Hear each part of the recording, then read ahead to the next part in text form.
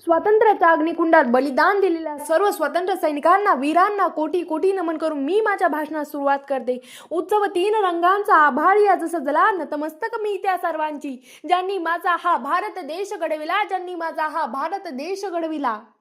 1857चा उठाव म्हणजेच आपले एक स्वातंत्र्य समर।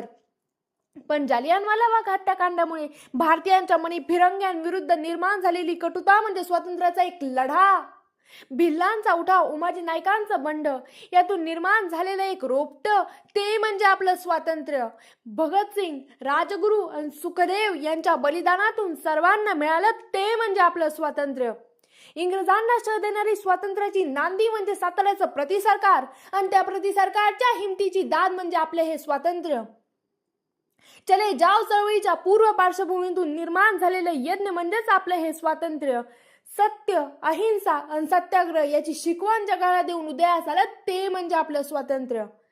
आम्ही स्वतंत्र आहोत, आम्ही स्वतंत्र आहोत या भावनेचा जनसामान्यांचा आनंद उत्सव म्हणजेच भारतीयांच्या मनामनातील उत्सव। 15 ऑगस्ट म्हणजे स्वातंत्र्य दिन। 15 ऑगस्ट 1947 साली आपला भारत देश स्वतंत्र झाला। पण 14 ऑगस्ट 1947च्या रात्री पारतंत्र्यातील भारतास असे स्वप्न तर पडले नसेल ना, आता मी मुक्त होणार, आता मी मुक्त होणार। जुने राज्यकर्ते, जुने सत्ताधीश, गुलामगिरी हे सर्व जाणार। युवा शक्तीचे, नव्या विचारांचे लोकराज्य मज मिळणार, लोकराज्य मज मिळणार। स्वतंत्र म्हणजे वसंत माझा मजवरती फुलणार, मजवरती फुलणार। पण असे झाले का? तर याचे उत्तर आहे नाही, नाही। देशाचे स्वप्न हे स्वप्नच राहिले, कारण या स्वातंत्र्यामध्ये लोकशाहीचा खरा वसंत फुललाच नाही, फुललाच नाही। कारण खरंच स्वातंत्र्य दिन साजरा करून आपण स्वातंत्र्य उपभोगत आहोत का?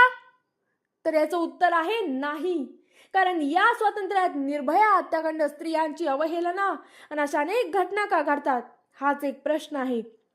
पैशाची विषमता, पिळवणूक आणि शेतकऱ्यांची आत्महत्या याचं नातंच तर वेगळं आहे। आई वडिलांना न जुमानणारी तरुण पिढी आणि पैशाच्या आमिषाने निर्माण होणारी गुंड प्रवृत्ती आणि अशी कृत्य करण्यास भाग पाडणारे भ्रष्टाचारी आणि मनमानी वृत्तीचे सत्ताधीश। जात, धर्म या विळख्यातून आपण कधी बाहेर पडणार आहोत? यामुळे आपण पुन्हा पारतंत्र्यात तर जाणार नाही ना, हे कधी संपणार आहे? आणि म्हणूनच कधी कधी असं वाटतं ते इंग्रजांचं राज्यच बरं होतं, ते इंग्रजांचं राज्यच बरं होतं। आणि म्हणूनच लोकशाहीचा खरा अर्थ समजण्यासाठी उठा तरुणांनो, उठा। लोकशाही म्हणजे लोकांनी, लोकांच्या हितासाठी लोकांनी चालवलेलं राज्य। पण सद्यस्थितीत लोकशाही म्हणजे नेत्यांनी, नेत्यांच्या हितासाठी नेत्यांनी चालवलेलं राज्य तर नाही ना। लोकशाही म्हणजे प्रजेच्या हाती सत्ता की प्रजेवरच सत्ता? लोकशाही म्हणजे मनमानीशाही का? लोकशाही की नेतेशाही हाच एक प्रश्न आहे। आपल्या राज्यकर्त्यांनी प्रजेवर सत्ता गाजवण्यासाठी, आम्हावर सत्ता गाजवण्यासाठी, सत्तेत येण्यासाठी लाच, दहशत, अतिरेक आणि बळांचा वापर केला व सत्ता उपभोगताना भ्रष्टाचार, पिळवणूक, मनमानी आणि फसवणूक असा चतुर्सूत्री कार्यक्रमच हाती घेतलाय जणू। आणि म्हणूनच हे कुठेतरी थांबलं पाहिजे। आणि म्हणूनच हे राष्ट्र टिकवण्यासाठी मानवतेच्या मनामनातून एकच आवाज यायला हवा, मी भ्रष्टाचार, दहशतवाद, अतिरेक करणार नाही, होऊ देणार नाही। मी भ्रष्टाचार, दहशतवाद, अतिरेक करणार नाही, होऊ देणार नाही। आणि या स्वातंत्र्य दिनाच्या निमित्तानं एकच मागणं मागते, सोने ना मागते मी, नाणे ना मागते मी, सोने ना मागते मी, नाणे ना मागते मी। आज माझ्या देशात इमान मागते मी, इमान मागते मी। शस्त्रे ना मागते मी, शास्त्रे ना मागते मी, शस्त्रे ना मागते मी, शास्त्रे ना मागते मी। उंचवलेल्या मनाचा माणूस मागते मी, उंचवलेल्या मनाचा माणूस मागते मी।